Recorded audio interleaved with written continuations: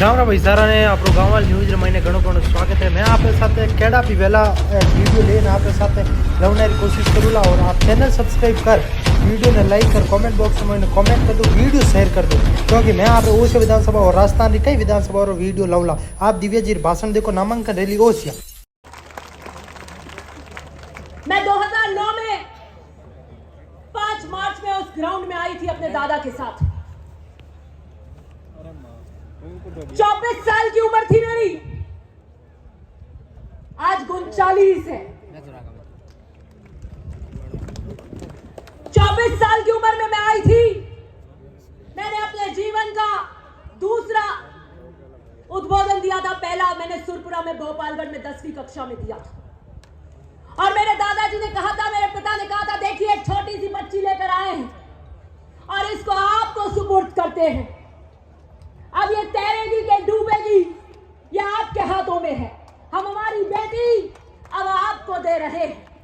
मुझे नहीं पता था कि 2009 का वो वाक्य क्या अर्थ लेने वाला है कि 2011 के अंदर जो प्रकरण हमारे साथ घटा, आपने मुझे गोद में उठा लिया।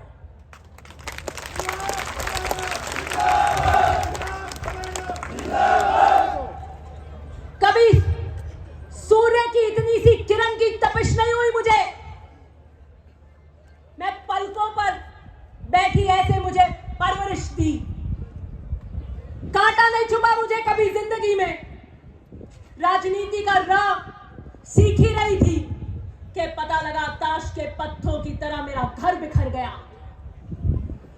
सारी जिंदगी उथल पुथल हो गई। लेकिन मेरे पिता ने कहा था कि अपनी बेटी आपको देकर जा रहा हूं। मुझे याद भी नहीं था वो वाक्य।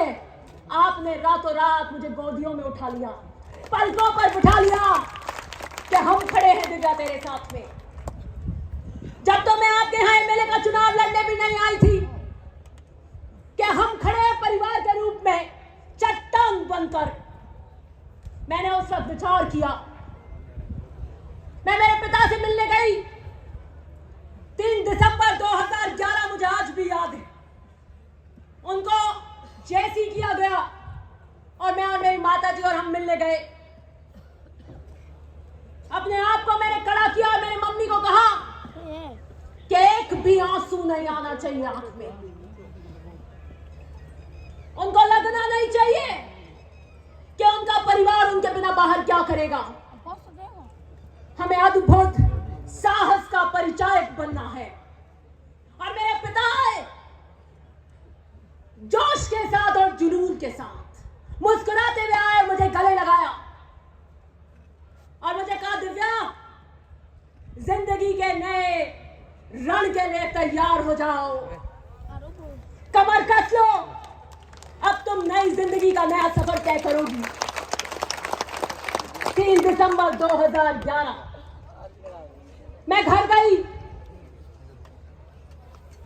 और मैंने मेरे बिस्तर से मैंने कहा, अगर वो गिद्दे पे नहीं सो रहे हैं, मेरे पिता अगर गिद्दे पे नहीं सो रहे हैं तो धिक्कार है कि मैं गिद्दे पे सोऊं। मम्मी को पता भी नहीं है, मैं नीचे जमीन पे सो गई अपने कमरे में। और मैंने सोचा कि जीवन के किस दौरान पर आकर भाग्य और नियति ने मुझे खड़ा किया है।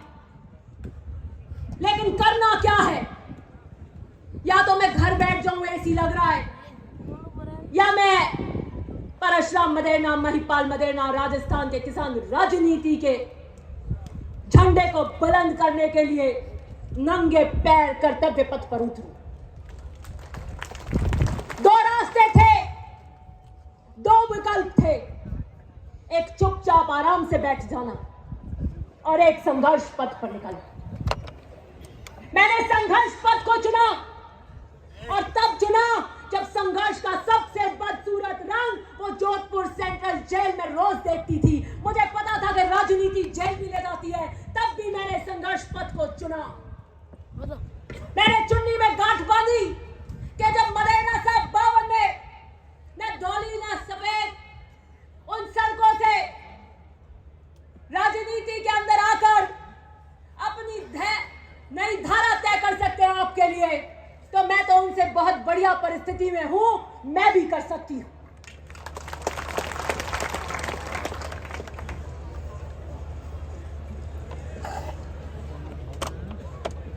और मैंने आपके बीच में संवाद बनाए रखा, मैंने काम किया आपके बीच रही हर परिस्थितियों के बावजूद, और 2018 के अंदर आपने मुझे आशीर्वाद के रूप में विधानसभा में भेजा। मैंने 5 साल के लिए एक चीज अपने ध्यान में कर ली कि मुझे ओसिया की जनता के लिए ईमानदारी से और निस्वार्थ भाव से काम करना है, चाहे कोई भी आ जाए, चाहे कोई भी परिस्थिति हो जाए। और मैं वो काम सही तरीके से कर रही थी। और कैसे पता लगता है मुझे कि मैं वो काम सही तरीके से कर रही थी? क्योंकि जब व्यक्तिगत निम्न स्तर के आरोप मुझ पर लगते हैं तो मुझे पता लग जाता है कि यह सुरक्षा का भाव मेरे काम की वजह से हो रहा है। कार्य क्षेत्र में संघर्ष कर रही एक महिला, चुनौती देती एक स्त्री किसी भी अस्तित्वहीन व्यक्ति के लिए सुरक्षा का भाव पैदा करती है। कोई कहता है ओसिया की सभाओं में कि शादी कर लो, हम खाना कर देंगे, और कुछ लोग ताली बजाते और खी हंसते हैं। मैंने सुना लेकिन कभी जवाब नहीं दिया। आज देने आई, 2011 से आज 2023 में आज देने आई। निम्न स्तर के जो प्रहार करते हैं, अरे जरा सोच कर देखिए कि आप जेल की सलाखों में हो और आपकी बेटी बाहर शादी मना रही है। मेरे पिता और मेरे पिता के दर्द और उनके प्रति सेवा मेरा सबसे पहला कर्तव्य है। और मेरे पिता जब दर्द और विरह के अंदर कैसे करवट बदलते होंगे, कैसे एक दिन निकलता होगा, कैसे एक रात निकलती होगी, तो उस बेटी को बाहर शादी करना शोभा नहीं देता। मेरे भाग्य की लकीरों में नहीं लिखा है, क्योंकि मेरे भाग्य की लकीरों में सेंट्रल जेल लिखी थी, जिसके 10 साल मैंने फेरे किए, 10 साल मैंने फेरे किए, क्योंकि वो मेरा कर्तव्य था। मुझे चुनौती देने वाले अपने गिरबान में झांक कर देखें। शेरनी की तरह चुनाव लड़ूं।